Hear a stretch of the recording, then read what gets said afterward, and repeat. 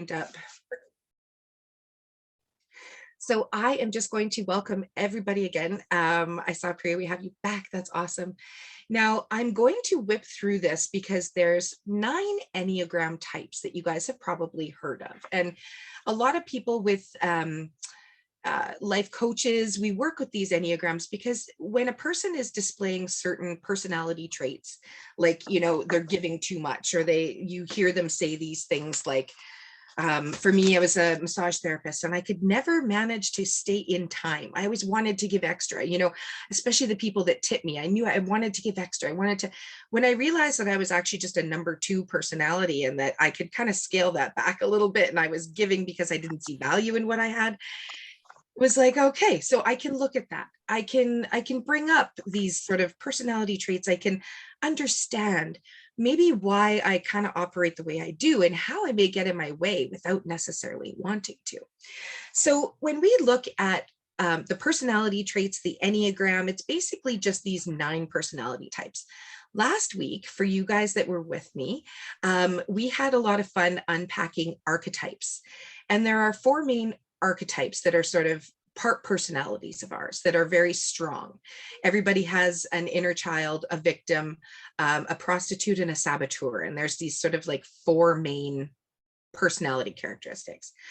But what we're going to do tonight, we're going to create a recode. We're going to create a meditation by taking what we like from each of these Enneagrams, from each of these personality traits that resonate with us. We always talk about planting seeds, planting a forest. And I want to do a little bit of a meditation where we're not just planting ourselves as a tree, we're actually planting a tree from each Enneagram. So what I'm going to do is kind of burst through the Enneagram types really sort of quickly, give you guys just a little bit of a, what they are as 1 to 9. And what I'm going to do is give you a bit of an affirmation. So this is how I dial into a true choice with people. If I see they're a strong number 2, I'm going to give them the true choice that I just choose to receive abundance now. Like there's different ways you can help people with their true choice, because I find I would take 6 months sometimes coaching with someone to try and get them to that real true choice. And when we know our personality type, it's a little bit easier to dial into our true choice because we can then pick a true choice to keep us away from the shadow personality of that personality Enneagram type. So we're going to dive on in, and I do have like a worksheet that kind of describes these with everything you guys know, with what we've done so far, with some of the things that are just a lot of you are coaches, a lot of you know a lot of this stuff. But if you can take this and sort of take what you know, put it with this, put it with everything that we're going to sort of go over tonight, you'll wind up being able to see some little dots that you can kind of connect, and maybe even for other people, and maybe even in your coaching to try and help them to choose a true choice as well. This will come in handy. So if anybody wants, I can email you a copy of the main worksheet that has the Enneagram types that I work from. But know that most of this is just falling out of my head. So I can definitely send you. If you don't, I don't want you to take a ton of notes because I'm just going to like brain dump a whole bunch of information on you here. But what I would like you to do, awesome.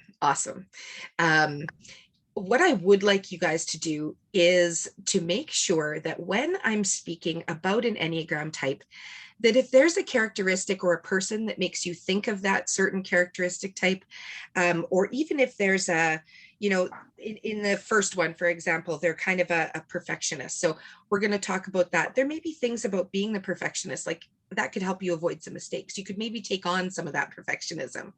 However, if we think we have to be perfect to actually go ahead and do something, hi, Bonnie. If we think that we're perfect, like, for example, when I first started coaching, I remember saying to some of the ladies, we were on a practice session, and I was like, well, when I've lost 10 more pounds, then I'll be able to actually go ahead and make my videos and stuff. And they were like, why would you need to do that? And it was just this thing in my head that, if I'm going to be a life coach for someone, they're going to look at me and go, well, she's still overweight. Like, why why would I take her seriously? But this was all in my head. This wasn't necessarily, it doesn't mean, just because I'm not absolutely perfect doesn't mean that I'm not going to be able to tell someone that all I know about hormones and how I can actually help them get balanced, because that's what I've done myself. I'm just on this journey myself. I'm not 100% there. We're all a bit of a work in progress, I feel. Even as a coach, we tend to have coaches because that keeps us kind of accountable. It keeps us making those right choices every day. So truly, if we know a right choice for us and we make that choice every day, some people need a coach because they need that little bit of a push to kind of keep doing it every day. They need, I'm going to be accountable. I'm going to be meeting up with them next week. I want to actually have this done, but not only just to, show them what I did, but because I'm really doing this, I'm really actually making this choice to do it. So when we look at the blocks that come up, just knowing them, just touching on them is often enough to be able to bring them into the field, have them treated and tagged, and allow us to be able to release them a little bit. So that's what we're going to do tonight. So I'm going to go over the first one.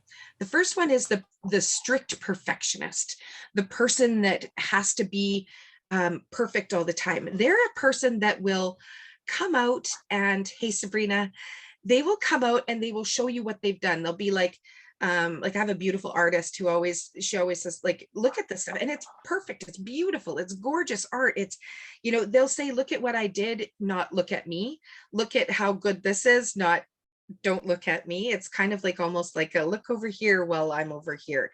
And that's a really safe way for a perfectionist to be, because that being seen is very terrifying to them, right? To a perfectionist. So they often stop themselves by just not doing it. And so we know, if we have a perfectionist, if we're kind of a number one type personality, we've often had a critic. We've had someone who was very critical of us growing up, and they were always like, oh, well, must be nice to have a day off. Oh yeah, how does that feel? Oh, you have 3 clients, oh, that's great. Like, they're very critical, even though they don't mean to be, and they had the best intention for you. It's often a mother or someone, they don't mean to, but they're so hard on us about our physical. They'll be the first ones to point out that your belly's a little softer than it was before, or even in a good way, they'll be like, oh, well, you're looking good, and it's like, they're judging you. So this is the number one personality. They tend to be that responsible, reliable person. If you want something done, you're going to go to them. They're kind of like the stand-up person. They absolutely know how to handle a crisis, all that kind of stuff, but they tend to be too willing to be able to give away everything they have. Their artwork, they'll just give it to you. For me, like my massages, I would just give them away. People would offer to pay me $200 for an hour, and I wouldn't even take them. I would take the old lady that can only pay me $50 because I know she appreciates it so much. But did it come down to her really appreciating it that much, or did I just do it because it made me feel good, right? So I really had to look at what I was doing. And it's very eye-opening when we understand some of these things. But a lot of times, to just avoid a mistake or to avoid failing, a number one can definitely kind of get trapped. So when we're talking about other personalities, if you're a number one, you're going to want to pay attention to number 7 and number 4.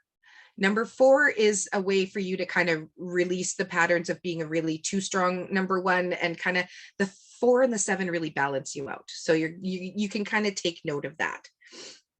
The other thing is to go about things as curious instead of being critical yourself or being judgy yourself. If you notice yourself being kind of judgy, you can kind of go at it with a bit of a curiosity instead, and you'll find that you're able to sort of cope with being a number one a lot easier. Because in their best, number ones are fabulous. Like, they are the best. Like, they are compassionate. They are, they're powerful. There's so many great things about them, but they're so strong, and those perfectionisms can be so drawing. They tend to get really drained and just kind of give everything away and burn out very, very quickly, because they're not doing what they really, they really love. So an affirmation for a perfectionist. So as a true choice, I have them basically choose to say, I am perfect as I am now. I just choose to be as perfect as I can be, because you are, you really, You can't be any more perfect than you are. No one really is. Because if we did lose that 10 pounds, would we still be perfect? No. If we got rid of that pimple, would we still be perfect? No. We're still us. If we had $1 million, would we still be perfect? No. We're still going to be us. Even if I always joke that my husband, if he had $1 million and the cat had knocked over the plant, he'd still be cursing like a trucker before he left for work. He's not going to be a different person. He's going to be the exact same. He's just going to have a lot of money. So maybe he won't have to go to work. And his defense is, well, I'll be rolling out of a nice bed, so I won't be charged up, and I won't have to go to work. So, and maybe that's the case, but he might just be grumpy in the morning anyways. I'm not going to throw that out completely. So that's for number one. So that is the strict perfectionist. So number two, this is also one I resonate with. Now it's funny, a lot of people think they only have one personality. All of us, I feel, have a part of all of them. It's just making sure that we're being the best of all of them. So when we go into our meditation at the end of this, I'm just going to do like a little sort of 10-minute recode type meditation with you guys on this. And we're going to take those little seeds and we're going to plant these trees of each one. So being a perfectionist, being that strong person, I'm going to kind of guide you guys through it. So number two, the helper. We often feel like we're not good enough. We have this limiting belief of we're not good enough. So what we do is we be so good. We are going to show the world that we're good. We're going to put it all into the bank of karma. And my husband laughs at me about this. He's like, if anyone has the bank of karma, Jackie, like you have put in so many deposits, you're bound for a withdrawal. And Chris, actually our mentor here, he's like, Jackie, there is no bank of karma. I'm sorry, girl. I love you, but it ain't happening. No bank of karma. Doesn't work that way. And I was like, well, damn it. Now what do I do? So being a number two, they have a really big heart. They're awesome with people. They're sensitive to other people's needs, and they'll often know what those people need even before they know what themselves need or know those people know what they need. They're just super intuitive. They're often light workers or healers. This is another place where you go over time. You give, you overgive, if this is my poor lady was a number two that felt like, oh my gosh, I'm terrified of having that $1 million, right? And number two is definitely going to have trouble with taking that abundance. Hey, Sarah, thanks so much for joining us. It's awesome to see you. We're just ripping through the Enneagram list of people. So I know you know all this already. So we just kind of went through number one, the strict perfectionist, not that we know anything about that. So that number one personality, and I'm talking about, we're going to go into a little recode meditation where we're going to take a seed from each of these Enneagrams and we're going to plant it into our one little forest. We're going to, we're always planting this forest, this reseeding tree, but I want to take all of these seeds from each of these Enneagrams and plant them a little bit. So we're just kind of going through them. So number two is our also one you probably know quite well, is the number two, the helper.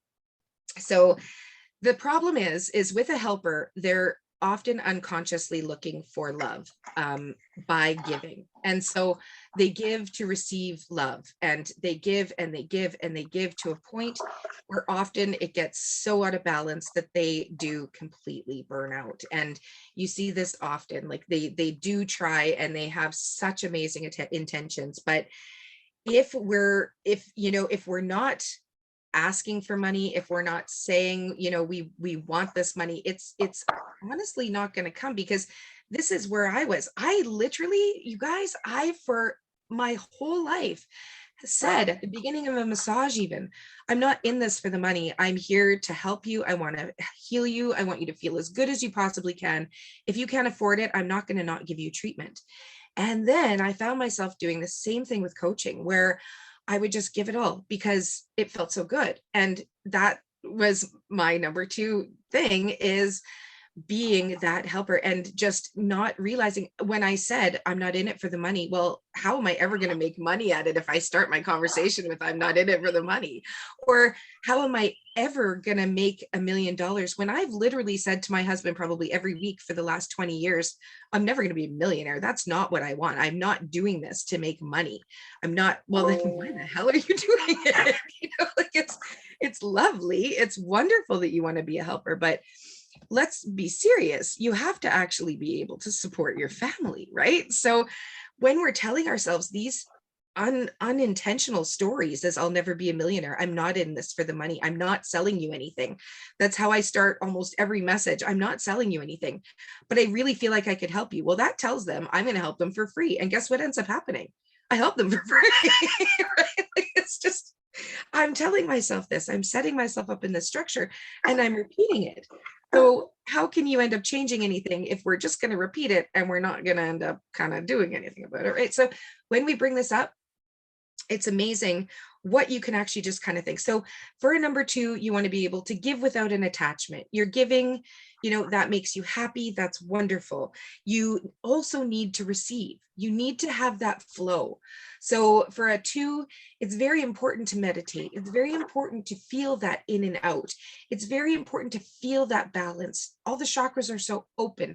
They tend to just give it all. They're open all the time. And that leads to draining of most of those energy centers. And then we wonder why we can't, sort of push ourselves forward because we've literally given it all away. So the affirmation that I love for a number 2 is I choose to receive the abundance available to me right now. I just choose to receive the abundance available to me right now. Because let's face it, number 2s, people used to try and give me money all the time. I can't tell you how many people I said, no, don't. And I needed the money at the time, but I wouldn't take it. Like, why? And I realized, there was many times where I probably overgave because someone was overgiving to me, and that created a bad structure too. But knowing that I'm in that structure is big. I didn't understand that I was even in it until about a year ago, So this is the number 2. So I choose to receive the abundance available to me now. You've had this money available to you before. You may have missed it. We're not going to beat ourselves up about that. We probably had it. We probably gave it away quicker than that's what I did. The minute I had money, it was gone. Before I even got it, I had planned out who I was going to help, how I was going to help them. And they were all people that were like, in terrible situations. And I didn't want it. I wanted nothing to do with it. And now I understand why I gave it away, because I didn't want money. I'm not doing nothing for money. That's what I've been telling myself. So interesting. Okay. So the 8 and the 4 are the good, other personality numbers that stick really well with a 2 and balance you out a little bit. So whether this is a person that's a 2 or 8, or whether this is actually you encompassing the 2 and the 8, or the 8 and the 4 together with the 2, it sort of balances you out a little bit. So number 3, the competitive achiever. This one is kind of fun because this is a person who they actually want to be judged. They want to be in that competition. They want you to tell them that you're the best. They want to win that award. That's what powers them. They set goals. They're like, I'm gonna lose 10 pounds by the end of the month.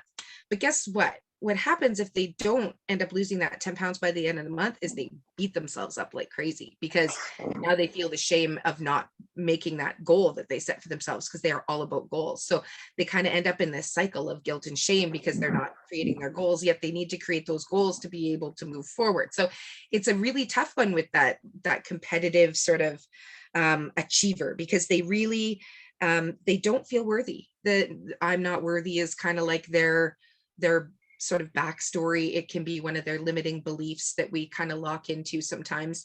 And the really neat thing about them is that they're the ones that will actually get to the point. They can tell you, you can see the 15 degrees behind them. You can see all their degrees on the wall. You can see they've got everything. They can tell you 15 reasons why, they have all of the knowledge, and then they don't close the deal. They can't get you in for that.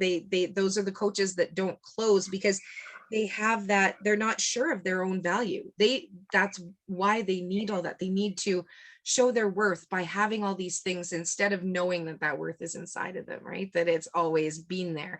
I always say they just need to watch Frozen or Moana and know it's all coming from inside. It's always been there. It's true, right? But once a competitive achiever realizes that, they kind of go, oh, and they may have had pressure put on them. Dad might have thought they'd be great if they won an award, or, maybe it was all their own doings. But what happens is as we grow from about, even before we're born into about the time we're 6 or 7, all of these things that we've been told, like, what have you guys been told about, just for fun? I want to make sure I'm not talking too much. What what's a money belief? What's a money structure that you would have heard? Money doesn't grow on trees, for example, or you have to work really hard. If you guys can, throw in the chat just one of the um, sorry, I'm just gonna mute everybody for the moment. Just throw in the chat if you can, pardon me, about what kind of story you heard growing up, whether it was, even if it was just like, you can't do this because we don't have the money, we just don't have the money for it. Or, I love money is scarce. Yeah, like if you always knew the filthy rich, ooh, I like that. Money is dirty, money is for the rich, we can't afford it. And it takes hard work. Ooh, I like this. I like this, Sarah. You're going to know exactly which one you are with the hard work. It's, yeah, right? It's these stories that we always kind of heard, and we didn't necessarily realize that that was imprinting our soul being of why we're not manifesting what we want right now. But money being hard to earn, or always keep separate money from the spouse. Oh, interesting. That's a good one, Samara. I love that, because there's so many family things that we have, and everybody's so different, right? We're all like a vegetable that's in this salad, or a seed that's in these trees, and people are spoiled. Money spoils people. Think about those lottery louts, they're called, right? Where you end up, they get money and it completely changes them. But think about when someone dies. Think about the awfulness that comes out, the greed that comes out when someone dies. People come scurrying from all corners as they say things like, I remember even my mom had lent money to someone, and one of the nephews had said, oh, good, now I don't have to pay her back after she killed herself. And I just thought, like, that's what you think when someone dies? Like, are you kidding me? I don't have to pay them back. Like, it shows just such integrity. But then there was even more people thinking that they should have gotten something. And I see that all the time when people die. It's like siblings are now never speaking again over an inheritance. Like, it brings out, I have always thought money brings out the worst in people, and I never even realized that I had that story in my head. But yeah, it brings out the worst in people. So why is that something that I would want? Don't know how to handle money, might lose it, might, how do we hang on to it, right? And if you don't have old money, you certainly don't want new money. Isn't that that whole like European thing, that new money? It's just, what are they, right? Like, who are they? And it's so funny because these things are in our subconscious, right? So that's that competitive achiever that I sort of went into. If you are a competitive achiever, if you are a number 3, the affirmation, the true choice that I ask people to make is to say, I really like, I'm a gift of integrity to the world. Because a person that is a 3, they have integrity. If they choose to just live with integrity, if they had nothing else, and I am working with a number 3 and we are struggling at getting into a true choice, I have them choose integrity. Sometimes we'll choose peace, or sometimes we'll choose love. I have them choose integrity, because it's like, yeah, I can stand behind that. It gives them that, because it's integrity for themselves. You don't have to be the best. You don't have to win it. You just have to be there. You just have to show up every day. And for them, the showing up every day is really where it comes into handy, because into fruition, I guess you should say, because they get to put all those skills that they learn together. And really, when people have gone, I find number 3s and 2s, they've gone through traumas. And when we've gone through as much trauma as a lot of us have, the only real thing that lights us up is helping people not have to struggle like we did, or being able to show them that they can be happy without the struggle. Because that's, I think a lot of us, we have gone through those struggles to be able to help other people through them. And so it sits a lot of times with just, I just choose that integrity, and keeping it in mind for yourself, especially with finances. When you're living in integrity, you can't live in integrity and not sort of take for yourself what you're supposed to.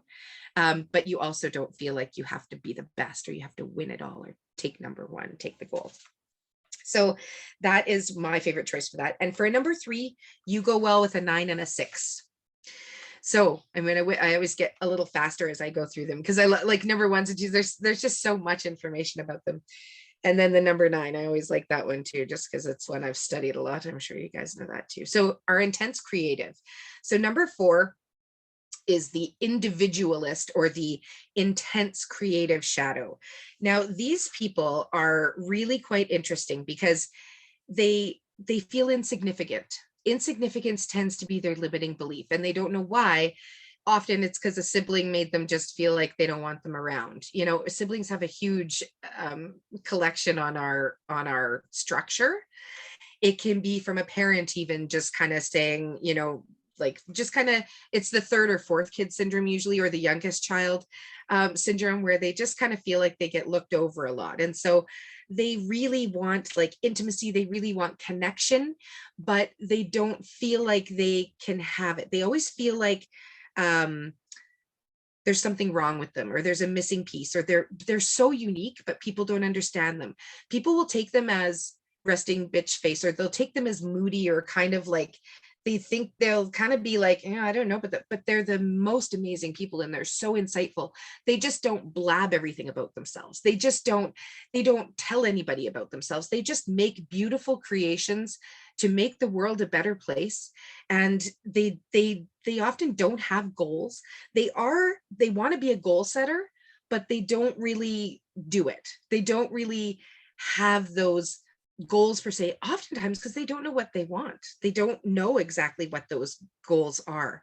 And so these are the people that I find that they don't really know their true nature and purpose. And so we choose that for them. I have them actually make that as a choice, because with this one, they make a completely unique expression on the world. They are capable of bringing something to the world. We all are in a way, but that no one else can. And you look at something they do, like crocheting, for example. I'm thinking of somebody, you can just make these things, and they mean so much to you, and they mean so much to other people. Like they're the people that make those baby blankets for the family that's really going to mean something and really going to stay with them for life. They're those people that sort of have that integrity as well in keeping the family together. They like to just sort of have significance, but not too significant. Like you can see me, but only a few people, not everybody. They're not going to be on YouTube doing everything like this. They wouldn't be, necessarily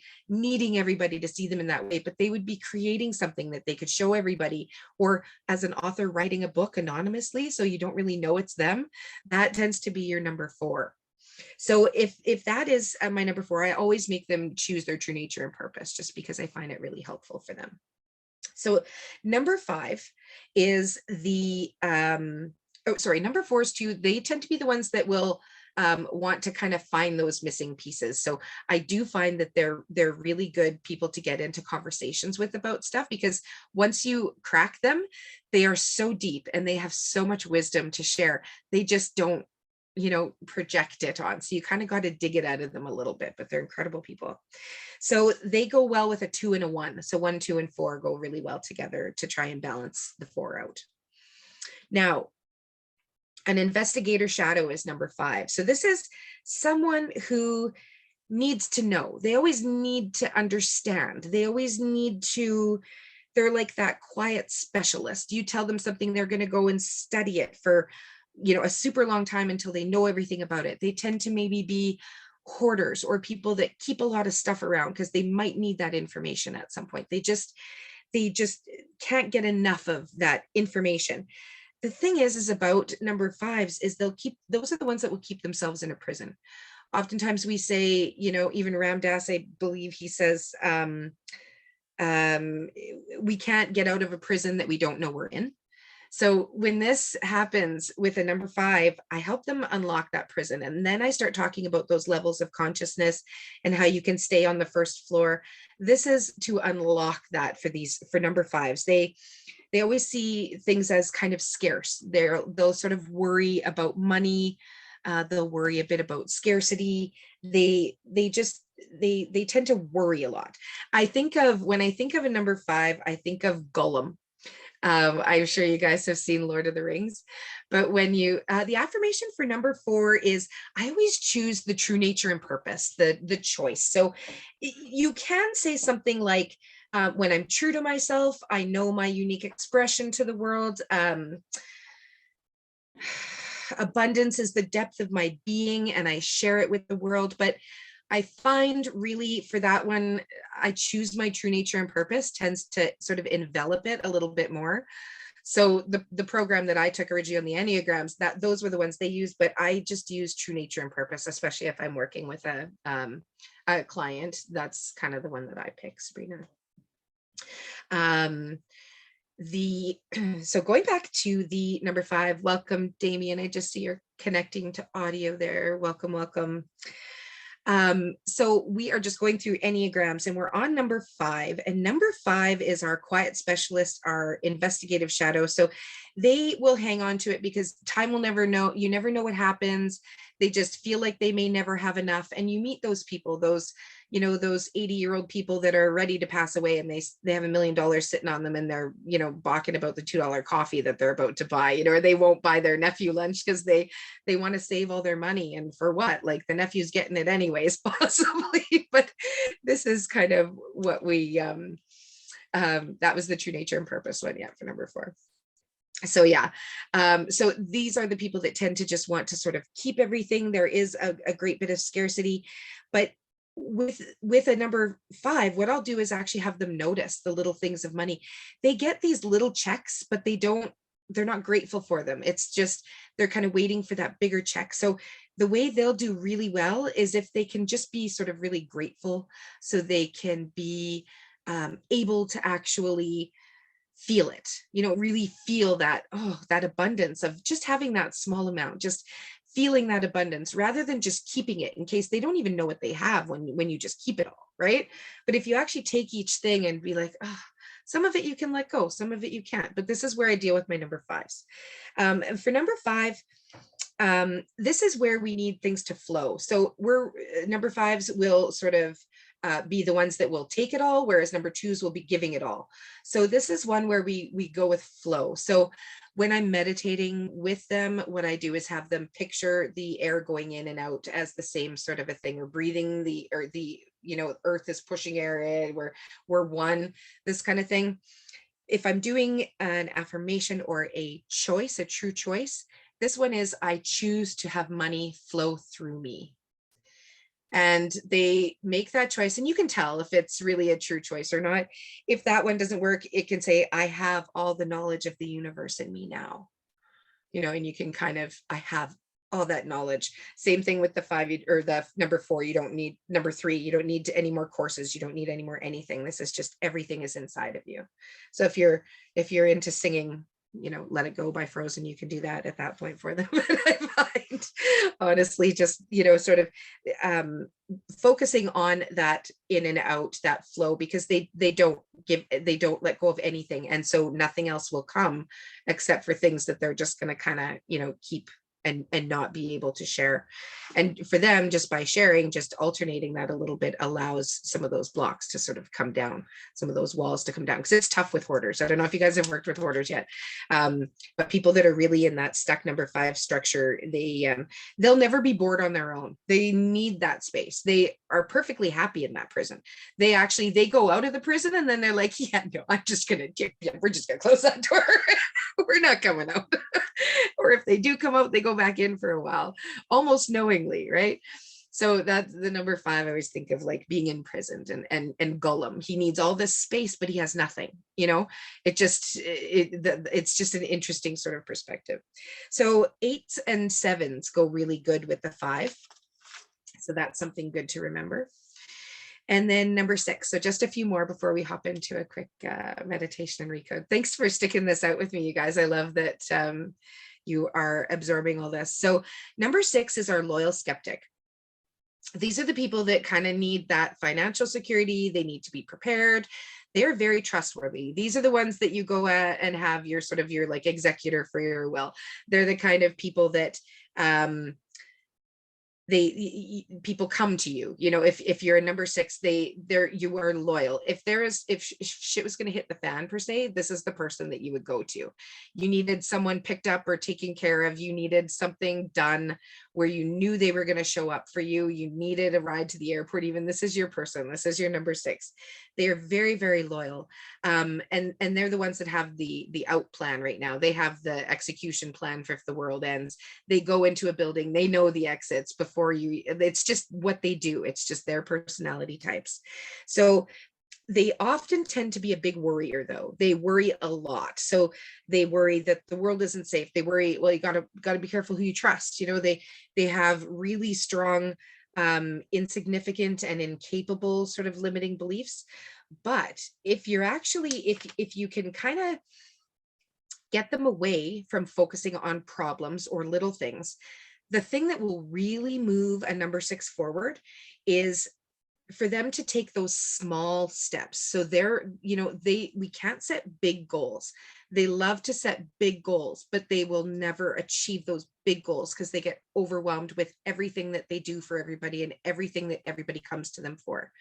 So when this happens, they're the ones that don't have anyone for them. That person, the one that has to be strong all the time, that's the number 7 or number 6. They really they're sort of that person that you can kind of always count on, but in reaching financial goals and stuff, they have to really go one little step at a time. So it's very, very small steps. So when I'm working with them, the big leaps aren't going to be the big things for them. It's going to be the really little steps. So I truly just get them focusing on feeling supported and that they're going to be taken care of. These are the people that they know what they need to do, but they maybe look for other people's opinions, or they try to kind of look for outside sources to know if they're right or not. But having them literally just work towards, water one day, little tiny things, very precise and very written out, they will respond super good.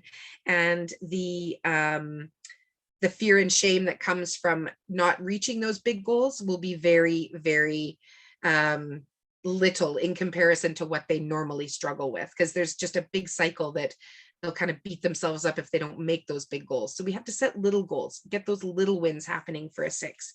And even if that was your sort of personality, the little goals, it might make sense as to why that abundance hasn't come, because you're looking for $1 million. Let's look at, I just want to make $2,000 this month. I need 2 clients. Let's simplify it.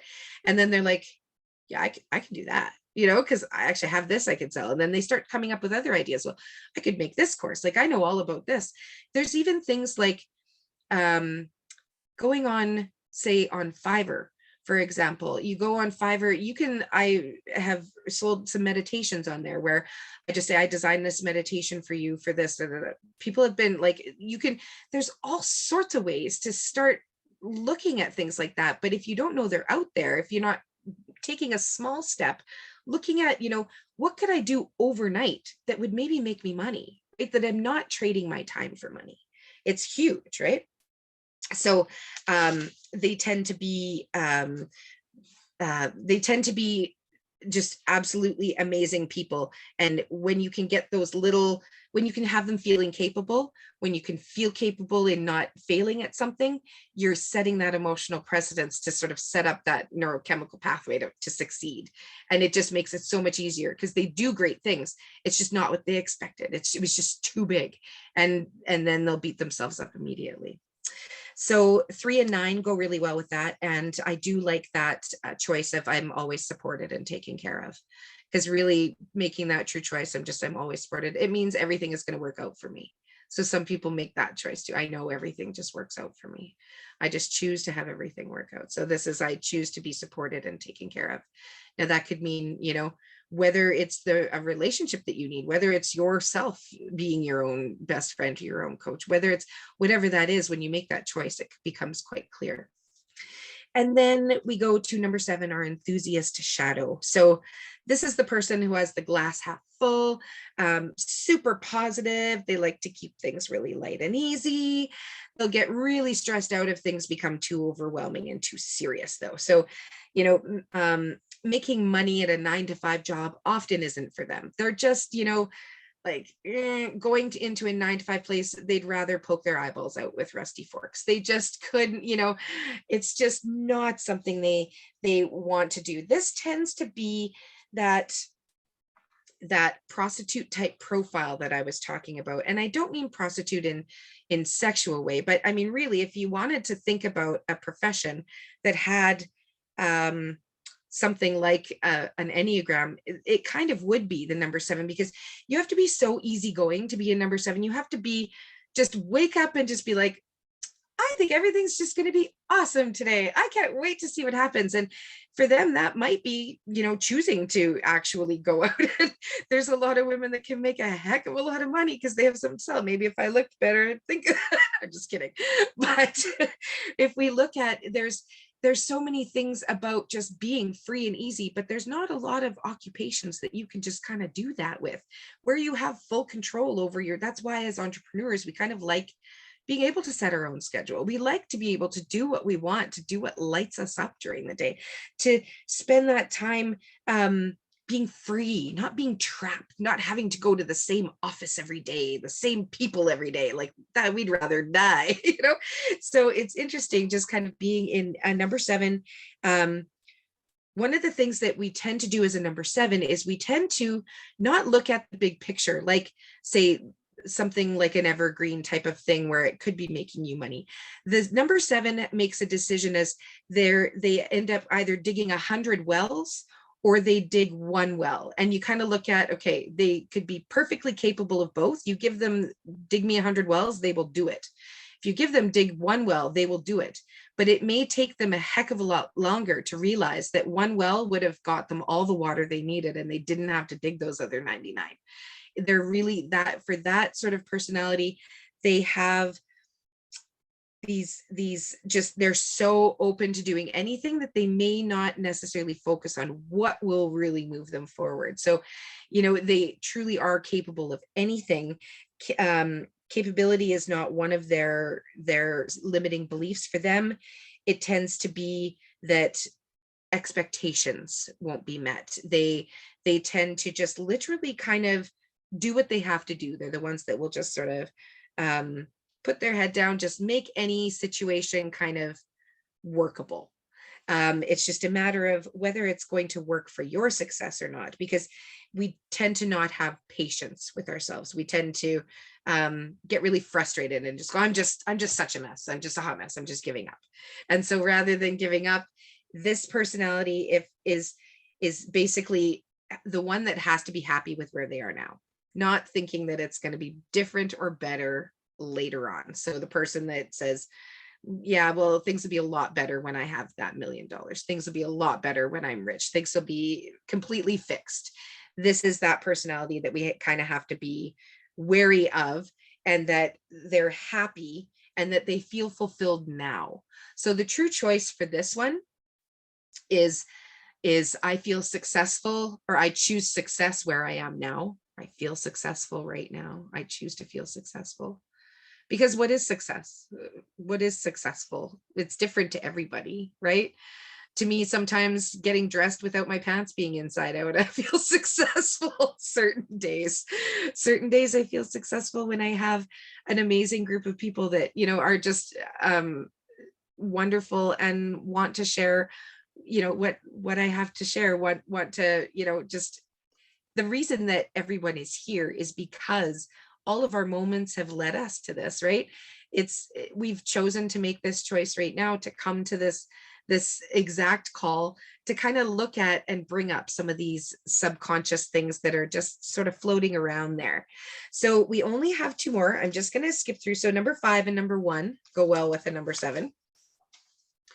And number 8 is our attractive controller. So I kind of look at them as like the father figure.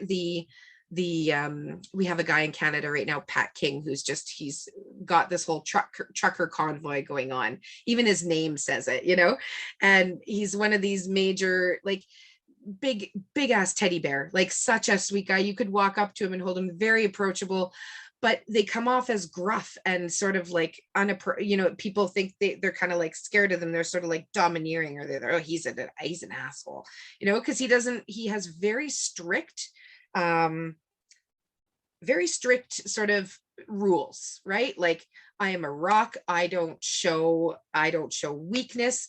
Weakness is for, all sorts of things you can sort of tell yourself. I can't be weak, I must be strong. These are also the women that are completely the ones that take on way too much, take on absolutely everything, and just, they're the ones that when you're talking to them, they're trying not to cry. They're trying to hold it together. They're trying to, no, I'm like, they can tell you their child died and not shed a tear. Like, these are those people. They are number eights, hardcore. They are the active controller. They have super, super hardcore beliefs, right?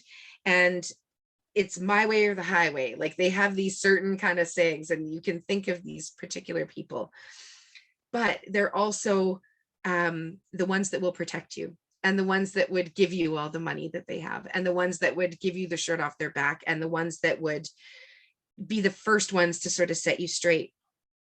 But if this personality is one that you have, money can be a big anxiety sort of trigger for you, because you feel that others can control you through it. Like, if someone was to sponsor you, if someone was to give you that money, you don't want to give control to anybody. And so you don't give control to money, but you don't want anyone to control you. So sometimes you won't want money, because it's like, well, if I take it, then what, they're going to have some kind of power over me, right? So they're interesting to work with. And if that is a personality trait of yours, what I end up having them focus on is love instead of power. Because when they can feel love, because you can get those teddy bears crying in a second, when you just have them bring up their grandbaby or and I'm like, just, you're holding your first grandbaby right now, you're looking at them, or your first puppy, and you see the tears start to roll. Like, they are so connected, and they live for love. They try and receive love by having control. And so that is something that works really, really well for them. So I choose love is often one of the affirmations, or I have them say, or one of the true choices, or love is my true superpower. And instead of strength being their true superpower, I choose love as my superpower. And that way it kind of keeps them into that frequency, so they're not sort of too high tuned. There's like really acidic or really basic, and you're sort of really strong one or the other. But they will get shit done. Those are the ones that, if you want a democracy handled, if you want someone to take action and be a leader, those are your guys, or ladies that you really want to go to. And number 5 and 2 are the big helpers for number 8. And so the last one, number 9, our peacekeeper, our adaptive soul, our one that just wants to make sure everybody's happy. When I ask them their true choice, they're like, I don't know. Everybody's happy, I'm happy. That's really, and I kind of said that for a really long time. I actually didn't know what would make me happy. All I knew is that if my family was happy, I was happy. And that doesn't really work so good, because they are happy, but are you happy, right? And so that is such an important thing that we overlook as being a number 9, being a peacemaker. They're the ones that, it's like, I don't know, where I'll go to whatever restaurant you go to, and they truly are happy to just go to whatever restaurant you want to go to, because really they can get whatever they want there, so they're not worried. They're that peacemaker. They're the ones that would sort of be that go-between between brothers and sisters that fight, or be that go-between between people that needed a mediator. They're really, really good at that kind of stuff. They have some definite big superpower strengths. So for them, I go into a true choice of true nature and purpose, or I have them choose to be an unshakable anchor for their family, because they really do want to be a rock, but they're too wishy-washy and woo-woo usually to be a solid rock. They need to be grounded. And so choosing to be a rock is not good, because a rock is not moving. A rock is not going to help anything. A rock is just going to be a rock. You want to be an unshakable anchor. You just want to be grounded. You want to be, when something's coming at you, uncharged and unshakable, and just just really choose that true nature and purpose. So that's usually the choice that I make, or the affirmation that I make. Or I choose peace, because it is truly a way that we operate in that structure that does really make us happy. So if they don't know, kind of gives me a choice to sort of get them to. So in looking at all of that, the number 9s are really great, but in finances, it can end up being that we just have a lack of action. Just because it's like, well, what do you want? Well, I don't know. For me, well, I don't want money, but so I'm just going to work myself to death for free for the rest of my life, was basically the choice I was making. And so I'm going to ask you guys a couple of questions. We're going to go into a true choice. And so I'd like you to look at the Enneagram that sort of you feel that resonates with you the most in a positive way. Whether you're a bit of a helper or a peacemaker, you don't have to choose one. But what I do want us to make is a true choice. And so if we wouldn't know what a true choice is, because some of us haven't done a magnetic mind, even necessarily a big recode before. But what I'm going to do is actually take us on a little bit of a guided meditation. And it's just going to be for a short time. So I'll keep you guys maybe 10 more minutes. But I want to ask you something.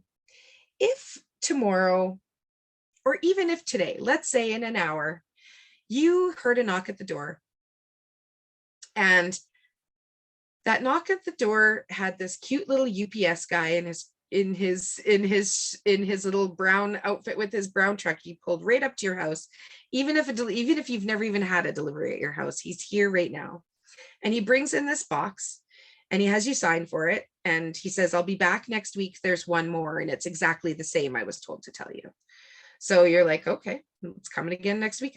What did I order? I can't even remember. So you open it up expecting it to be a diamond painting, or maybe a paint by number that you ordered a while ago, but it's actually $1 million.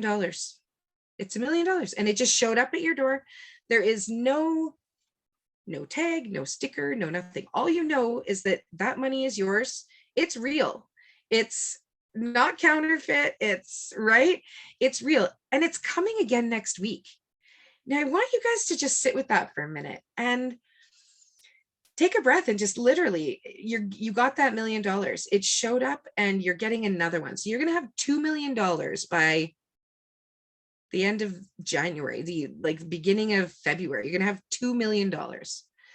How does that really feel to you? When it actually, what's the thing that comes into your head? Is it, well, what would I have to do for that money? Is it,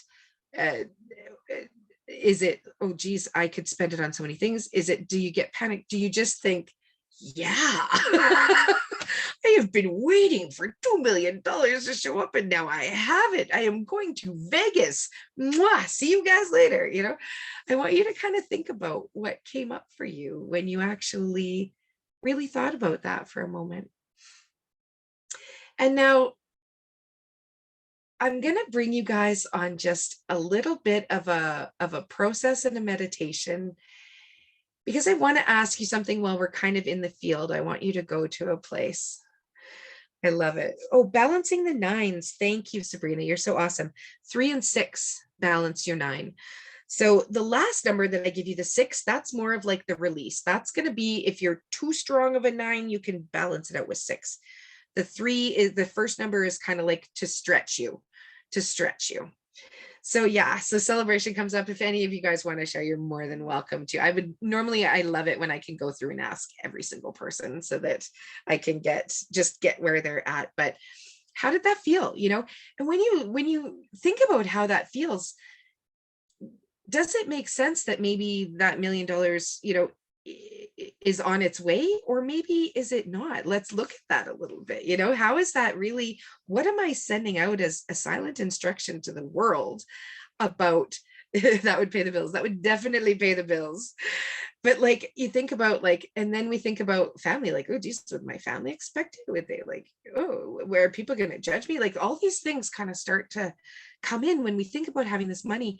And those are the blocks of abundance that I'm talking about, those things that we think about that we don't even necessarily want to be thinking about.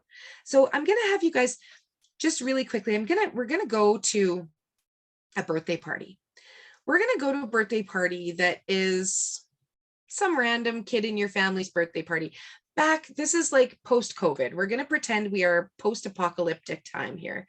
This is going to be like the first party that we've seen anybody at in a couple of years. And we're going to walk in and we're going to tell them that we got this $1 million. But also that we're doing great, that we're manifesting, we're coaching, we've got a really success, we're, sort of checking off our boxes, we're making good strides in life, we've got all the money that we want, we're helping people, we've actually put some of that money away, and we've got, an orphanage, we're just going to go to this party and we're going to have all of this stuff to sort of share at the party. And I want you guys for a moment to just almost close your eyes for just a moment and imagine that you're at this party. So pretend it's outside, it's nice. For us up north people, we're going to pretend that we're outside in a garden party in the summer. For my American friends over there and my Australian friends, you can be in your beautiful places that I see with your trees and everything. We're just going to a party and you're going to start running into some people. So I just want you to imagine you're walking in through the house saying hi, you're going to drop off your present. And you're just going to sort of go out to the backyard. You don't even have to know whose house this is. This is just a party with all the people that you know. It's actually people, maybe this is like even a party that you're throwing, This is any kind of party where people from your family and friends list are going to be there. And they're just going to be like, hey guys, hey Sabrina, hey Bonnie, hey Linda, what's going on? How you doing? And you're just going to start telling them about how wonderful things are, how this $1 million just showed up at your house yesterday. And, or maybe it was a while ago, but I want you to imagine telling your friends and your family about this. And I want you to just think for a moment of how that feels. Do you feel really confident going out and just kind of being like, yeah, I got $1 million. You want some? You want some? You can make it rain around the party. What are you going to do with all this money? And who's going to say what? Are people going to judge you? Are you going to be like shy to tell them about your $1 million? Or can you just go and share it? And if you were to just share it, what would those people say? And furthermore, what have you sort of told yourself about the world? I know, especially lately, I keep saying it's a hard place. The world is a hard place. Are we telling ourselves that the world is abundant? Do we realize that there is more of anything? Even if I look at my clothes or my books that I have around here, I have books for days. I am so abundant in books. We are so abundant in so many things. We are so abundant in food and clothes. And I don't know many people that couldn't probably last a month with what we have in our pantries, especially as we've been learning to apocalypse shop and things like that. But I think about my friends from Jamaica, where I lived in this third world country, and they had nothing, but they were so happy because they had roots. And abundance doesn't always mean money, but abundance and finances and relationships, the things that we really want, we want them to flow to us. We want them to not have those blocks. We want them, they have enough hurdles to sort of climb over to get to us in the first place. And, not everybody can there's all these meditations that get you all really excited. Like I love Tony Robbins as part of his thing this week, where it's like, yeah. And you're getting up and you're dancing. You can't feel bad when you're getting up and going, yeah. Or you can't feel bad when you're doing some kind of coaching program that's really getting you motivated. But is that going to work for you? Is that going to be are you going to be able to do that every day? For me, what I really want to do is I want to give you guys a point to kind of focus on during the day at some point, even if you just kind of revisit this forest that we're just going to go plant right now. But I'm going to ask you guys to just come with me, play in the sandbox. We're going to just spend these last 10 minutes just doing a nice little sort of guided meditation. So you have to do nothing. You have to expect nothing. You have to just notice everything and just allow, because the whole key to this right now is us being quiet for 10 minutes, well, not me, I'm never quiet, but us being quiet in ourselves and listening to me being loud, and literally allowing me to just kind of walk you through this process and allow to come up what comes up. We just brought all of this stuff out into the super conscious field that we deal with, because anything that needed to be touched on will have touched you. We're absorbing what Joe Dispenza says, 400,000 thoughts every second. So all of those little thoughts that I just put out there were the ones that your field sort of needed to actually hear. So all you guys have to do is literally in your mind, just or in your heart, even just say, you don't have to say it out loud, that you're okay with me connecting with your field. And what I am going to do is have you just take a nice deep breath with me. And we are just going to set the intention to get the absolute most out of this little guided meditation, this planting our forest. We're just going to choose to create this safe container of all the things that we really want to create, and perhaps all those things that may be holding us back. And we're going to just create this, non-resistant plan to just be able to move forward. And as we're doing this, our mind is just going to be able to see these seeds that we're planting, and to be able to extract all of the wisdom and all of the strength and the knowledge out of these parts that we really want to just kind of bring into our own forest. So taking another nice deep breath, I like imagining my belly filling up when I breathe in. So we're going to breathe in for a few seconds. We're going to hold it for a few seconds. And we're going to breathe out for a few seconds. And again, we're going to breathe in. We're going to hold it for 4, 3, 2, 1, and exhale for 4, 3, 2, 1. Good. Inhale. And hold for 4, 3, 2, 1, and exhale.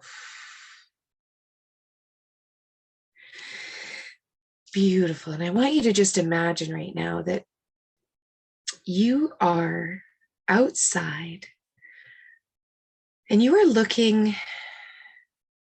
at these woods, at this path.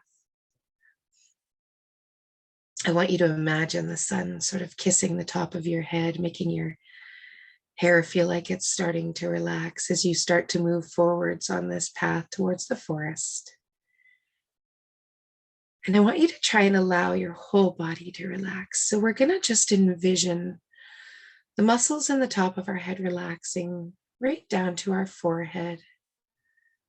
And we're going to allow our eyes to feel heavy.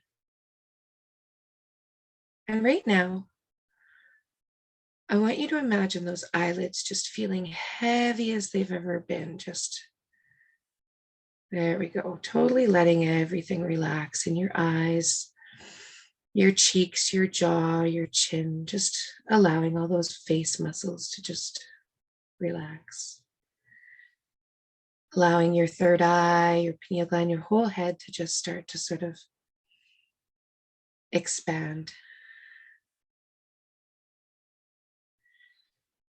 And as you feel those cells just expanding and just getting warm and just starting to vibrate a little bit quicker, you're going to notice yourself starting to move forward.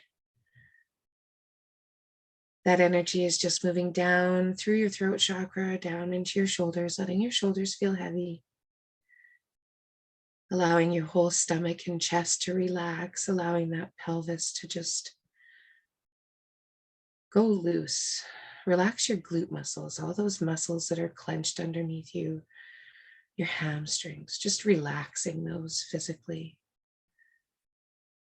Allowing your sacral plexus, your solar plexus, your root chakra, allowing all those to just breathe, not be constricted, not be wide open, just almost pumping. That's right.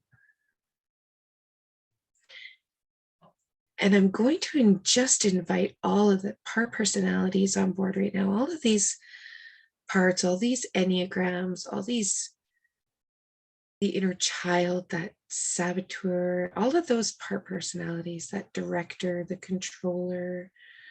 Get all of those part personalities on board for this treatment plan, because we realize that as we allow all these parts to come together and just work together in a mono personality, all together on the same mission to get you all the abundance that you need, to have more than you could ever imagine or ever want, to have more than you could ever spend, to be planting seeds and changing the lives of others, and just allowing a perfect treatment plan, tagging and treating any of those resistant personalities and just bringing them forward. And we're going to just do a massive change history on all of those. Just allowing them to just work together. There we go. Take another nice deep breath for me, and I'm just going to ask that you open your mind to just playing and moving forward with me right now on this path into this forest where there's going to be a clearing. It's going to look like there was a big fire. There was a really, really big fire. That whole structure just burned right to the ground. That could be, you get to a lowest part of your life. You get to a low point. You get to a point where you're doing meditation saying, I feel rich, and you're thinking, I have no freaking money. I don't even have $1 for it. Like, I've never been so broke. I'm feeling those feelings. We're just going to bring up any of those old stories, those old patterns, those old structures. And we're just going to ask this whole memory field to just help us create the perfect treatment plan moving forward with new stories, and new structures. And we're just going to look at this burnt ground zero. And we're going to notice that heat actually made some of the seed pods crackle and pop and snap open. And there's these little germinating trees all over. And I want you to think about those germinating trees, the ones that could grow being just perfect. You'll notice that some of them aren't quite perfect, but they're still really perfect to you because they could create furniture, they could create stools for a certain village that they've been able to sell. They could think of what those trees could create. They could create absolutely anything. They don't need to be perfect. And we're going to take that curiosity, that wanting to be good enough. We're going to take that skill from the perfectionist, and we're going to take that thing they make, the artistry, that true value that they bring to the world. We're gonna just adopt some of that, and we're gonna spread some of those seeds out a little bit. We may even water those seeds a little bit. Looks like we have all the water, all the food around, all these things that we've sort of come to fruition today, come to realize today, has all the right food and nutrients for these little seedlings. So we're just going to see what they are. We're going to help to grow them into the most perfect little trees they can be, but also love them for not being perfect. And I want you to look at some of those other seeds. What else do you see around there? Do you see a seed that has kind of a funny color? It's like a purple seed. It's the giving seed. It's like the giving tree. These are the giving trees, and they're amazing. And we're going to go just learn what we can from that giving tree. We're going to tell it that it has been good enough always. It gave us everything that it needed for anyone that read that book. Just go to that for a minute. Just embrace the kindness, embrace the love that they want to give, that they want to receive. Embrace taking care of your own needs as the helper. Embrace learning how to identify those and how you identify them in others. Learn to ask for what you want, to simply ask. But most of all, choose to receive when they give it. And I want you to make that choice right now to just choose to receive what these seeds can give you. And you're going to just notice how many of these giving trees there are in your forest. There's so many, and in a tribe, you don't have to do it all. What if those giving trees actually branched out and made like a giving forest?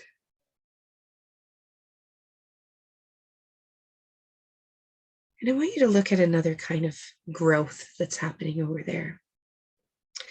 This one's the competitive achiever. This one's the one that really wants to be judged. These are the ones that are in competition. I feel like tomato plants or for those marijuana plants that tend to grow, there's this big story about tomatoes and marijuana plants. They will try and outdo each other.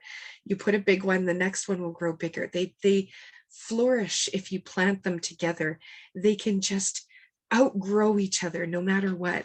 And so with with thinking about this, maybe this is hemp that's growing, right? This completely renewable source. We're going to look at this competitive shadow and think about, what could that bring you? We're going to go right to those good things about that number 3.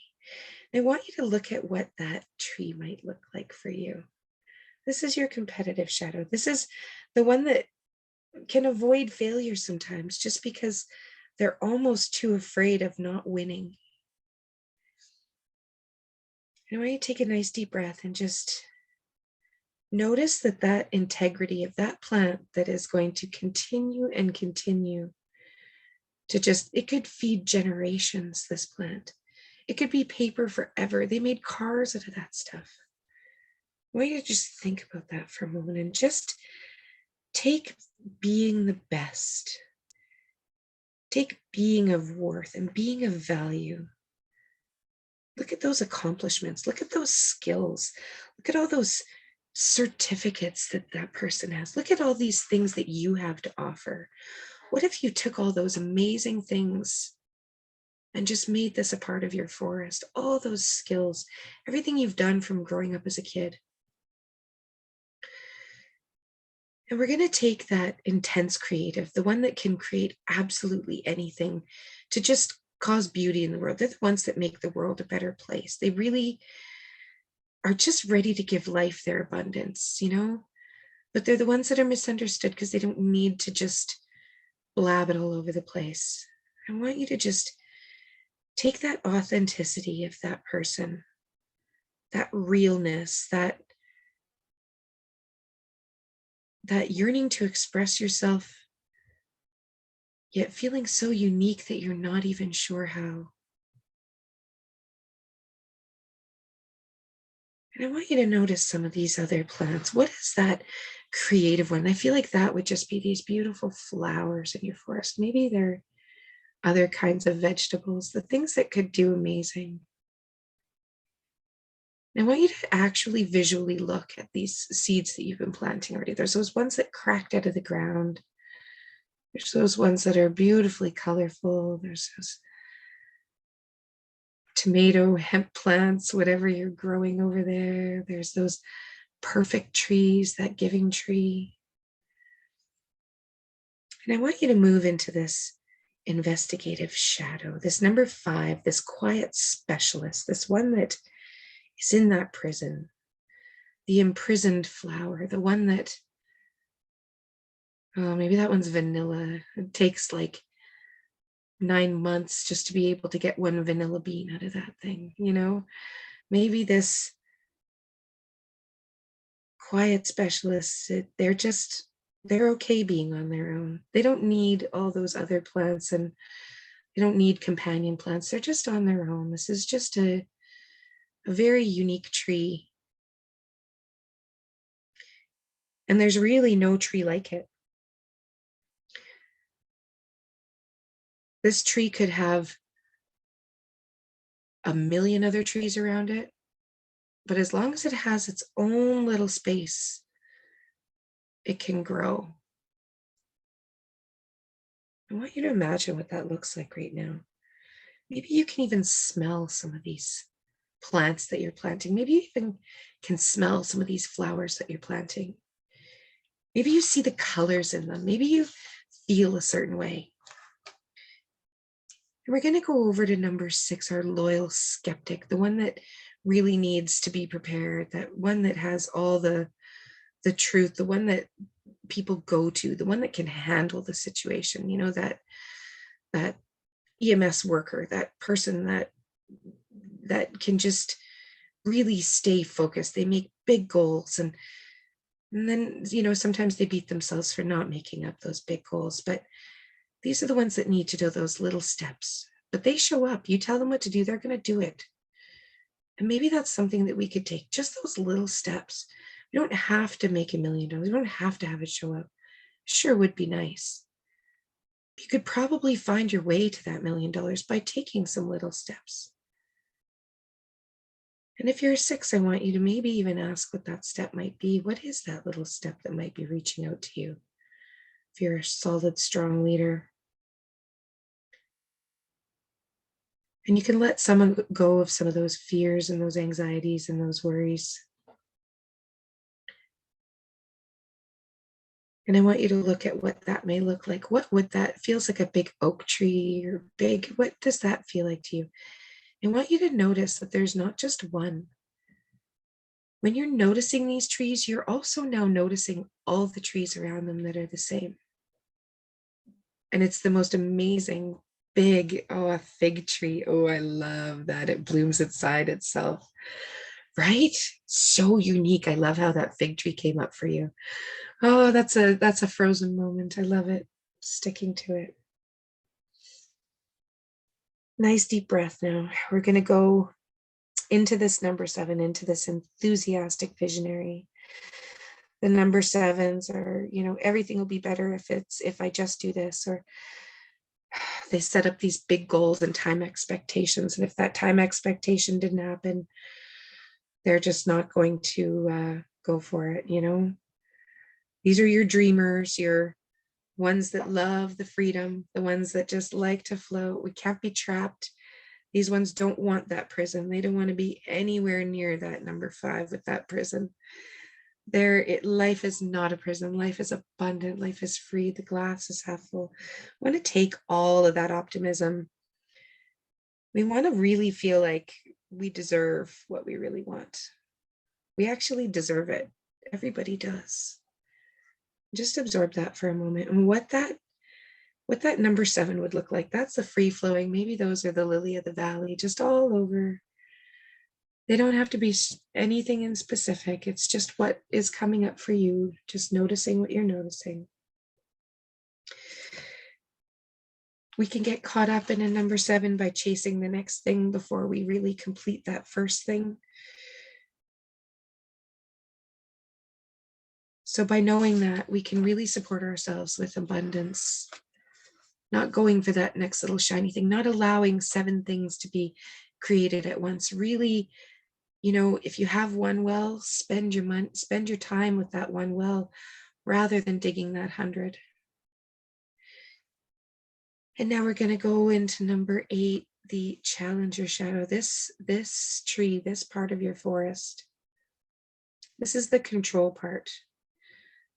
So I want you to just look at where these trees are, these father type trees, these amazing strength. Maybe they're the big old cedars in BC. Maybe they're just this, you know, this solid tree. You can just go and hug. Those kind of trees you want to just hug. And you can almost feel them envelop you as well. All that influence, all that strength, all that chivalry, all that knowing, all that being strong.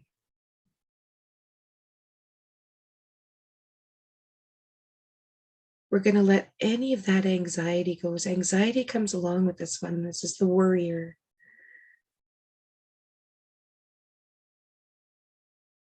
And we're just going to be a rock. We're going to be not a rock, an anchor.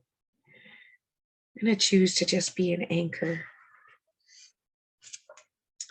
And number 9, since we're choosing to be an unshakable anchor, This is your peacemaker. We're going to envelop all those forms of a peacemaking flower. These are usually wildflowers. You can see them. I want you to just look at all those wildflowers and smell them and feel them. You can even pick some because they're just, some of them grow back the more you pick. And I want you to notice that some of these trees, the more you harvest them, the more they grow. Some of them, the more you burn them, the more they perk up. Some of them, they need so much water, like a lot of water. And for a moment, I'm just going to ask you to just be in your forest. I'm going to ask you to just look around, almost like if you could just talk to each of those trees, and you could just talk to your plants and just be like, I love this about you. I'm gonna use that moving forward. And I love this about you, and I would like to share that wisdom. And I want you to just almost notice that you can accept this wisdom. And as you do,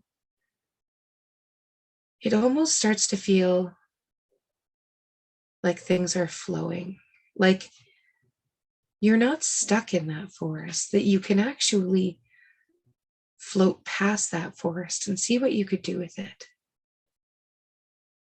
And I want you to make a true choice for yourself right now, a true choice to live in love, or a true choice to live your true nature and purpose, even if you don't know what that is yet. Choose to live a life you love.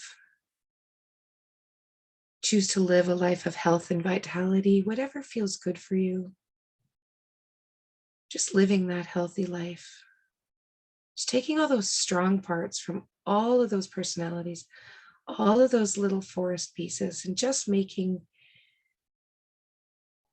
the forest that you want to use to create what you really know you deserve, what you really know you can create. And I want you to just for a moment feel that true choice. I just choose to be abundant. I choose to have more than I can spend. I just choose to have it. And super conscious, I'm just going to ask that you take all of those beliefs and just reinforce them. Taking away all the little stories and removing any resistance, removing any of those resistances from those strong personalities. Creating the perfect treatment plan moving forward for the greatest amount of satisfaction and the absolute least amount of pain. And do a massive change history on all those. Another nice deep breath, and I'm just going to ask the superconscious to go into any of the original events and the original beliefs that may have happened. Now, this may have happened before you were even born. You may even feel that. Just want you to go grow yourself younger, past the age you are now, past your 20s, past your teens, back into a 7, 6, 5, 4, 3, 2, 1, 0-year-old. You're in the womb. Way to go all the way back into the third trimester, the second, the first, before you were even conceived. And the patterns that were already set up, those stories, we're just going to go to those original events. Any that may have created these unhealthy structures for abundance just flowing forward. And we're going to create a perfect treatment plan for those and do a massive change history on that. And we're just going to go through any of those family generational beliefs, those old bags that we may have been sort of hanging on for whatever reason, those old beliefs that we may even be telling ourselves still. We may have even heard them repeat to our kids. We're going to create generational changing, generational abundance, generational growing by just making these choices, these shifts right now. And super conscious, we're going to do a perfect treatment plan for that, tagging and treating all future memories, past, into all of those timelines, and just do a massive change history on that.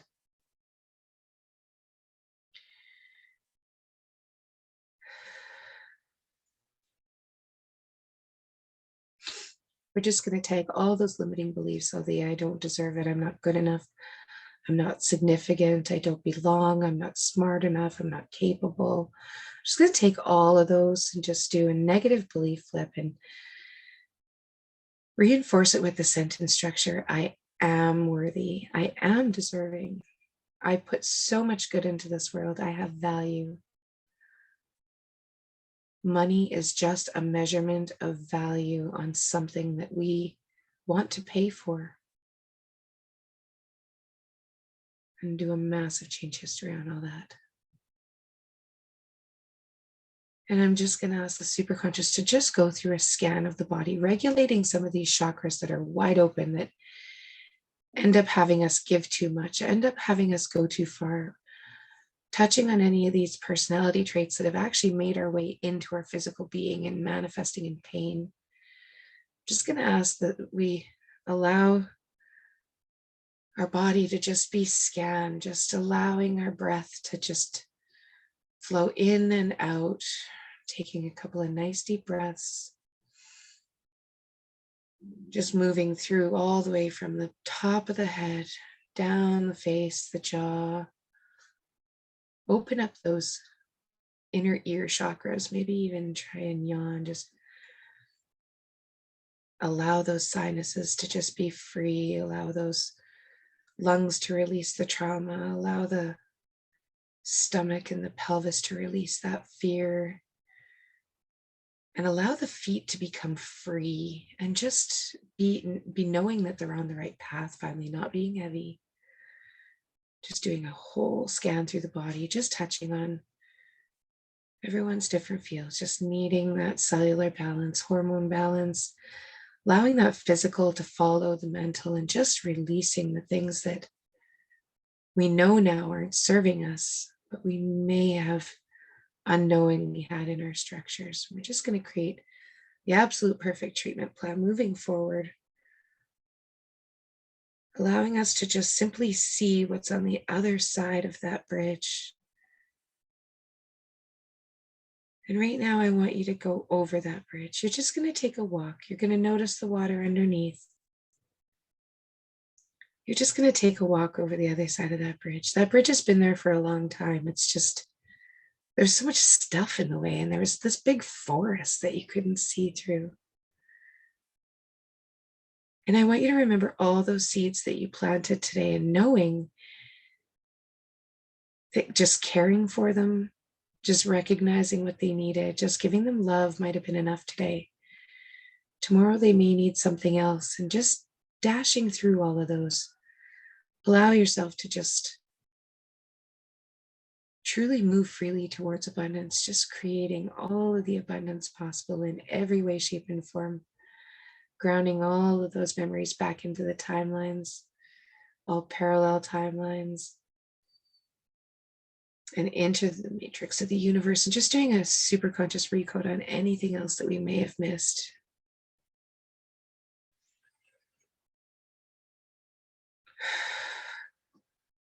I want you guys, when you're ready, you can just open your eyes and come back to me. Often what we like to do in a recode is set up, our true end result, really feel it. Then we look at where we are now and what is sort of in our way. We then do a recode, which is what I just did with this meditation, that allows us to kind of literally go in and magnetically align the things we want to into our field, and allow us to take the wisdom from all of these parts of this forest that we're planting, that we're growing, that we're taking care of every day. We're kind of in the winter right now, where we have this opportunity to actually get a chance to listen to ourselves. We actually get a chance to really feel how we want to feel, And so I want to just make sure that I have you guys in a great space moving forward. If you ever want to dive into more of the Enneagrams, more of the archetypes, I do a soul reading, I do all sorts of stuff. Definitely message me or email me, and I'd be happy to go through some of that with you.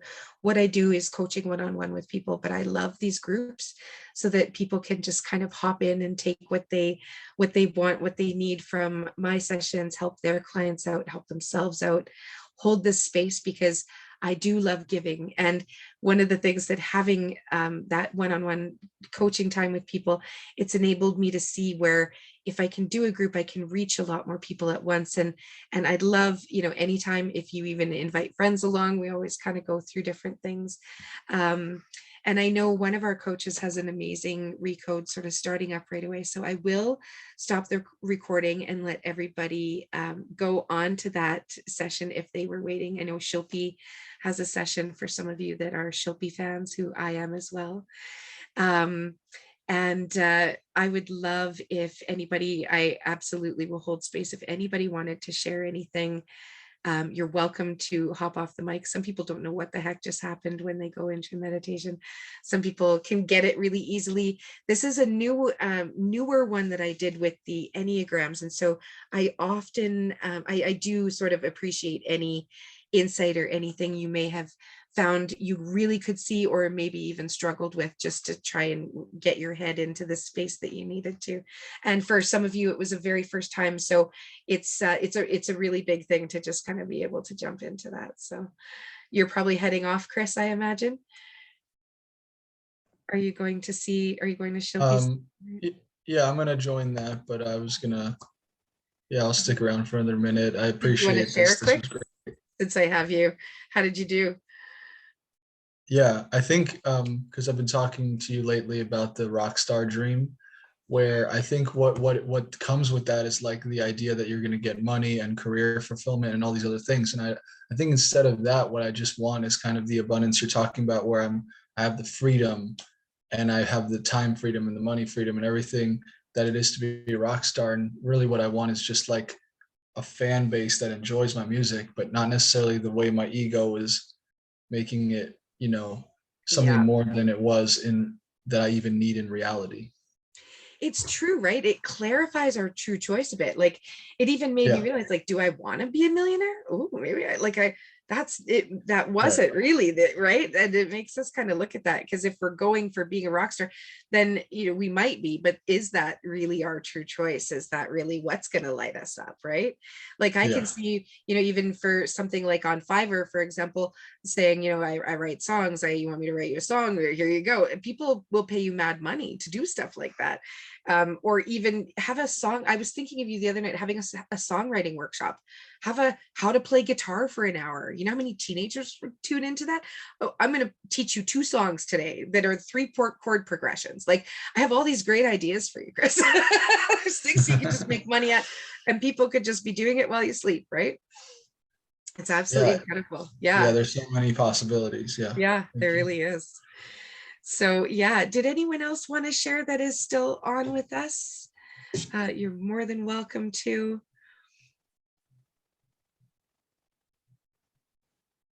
Oh, you're so welcome, Samira. That was my pleasure. Oh, I love it. Love it. Love it. Thank you, Linda, for coming. So good. I'm so glad everybody made it tonight. So sometimes we do end up, I do have a lot of people that end up kind of falling asleep on the other side of this, especially when the cameras are off. So I'm just going to stop the recording so that I can start downloading it, doing all that fun stuff that you have to do. Yes, I want to email. I think I talked too long. Oh, did you fall asleep too, Heather? That's wonderful. I love it.